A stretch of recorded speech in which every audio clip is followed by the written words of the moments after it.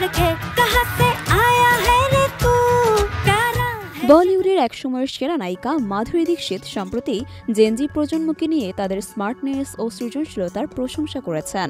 সামাজিক মাধ্যমে তাদের আধিপত্য এবং নিজস্ব অভিজ্ঞতা ভাগ করে নেওয়ার কৌশল তাকে অনুপ্রাণিত করেছে। জেনারেশন জি এখন মাধুরীর চোখেও এক অনন্য জায়গা পেয়েছেন।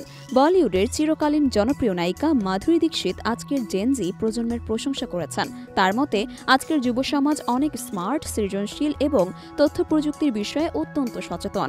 তিনি জানান, জেনজিদের সঙ্গে দেখা হলে মনে হয় তারা অনেক কিছু জানেন, জীবনের অভিজ্ঞতা ভাগ করে নিতে জানেন। সোশ্যাল মিডিয়া তাদের জন্য খুবই গুরুত্বপূর্ণ এবং মাধুরী বিশ্বাস করেন যে এই প্রজন্ম থেকে শেখার অনেক কিছু আছে। মাধুরী আরও বলেন, আমার ছেলেরাও অনেক কিছু জানে। তার এই মন্তব্যে প্রমাণিত হয় যে শুধু তরুণদের কাছে নয়, বরং প্রাপ্তবয়স্কদের জেনজিদের থেকে নতুন কিছু শেখার প্রয়োজন রয়েছে। প্রযুক্তির ছোঁয়া, স্মার্টফোন, সোশ্যাল মিডিয়া এবং আধুনিক জীবনধারা যেন তাদের সবকিছু। এছাড়াও মাধুরী দীক্ষিত নারীর ভূমিকা নিয়ে নিজের মতামত জানিয়েছেন।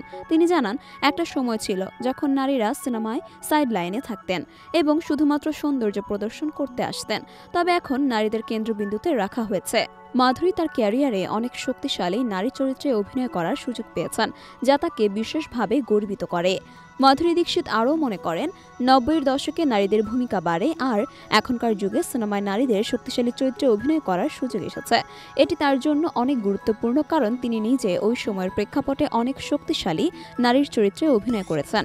আজকাল সিনেমায় নারীদের পারফরম্যান্স অত্যন্ত গুরুত্বপূর্ণ হয়ে উঠেছে।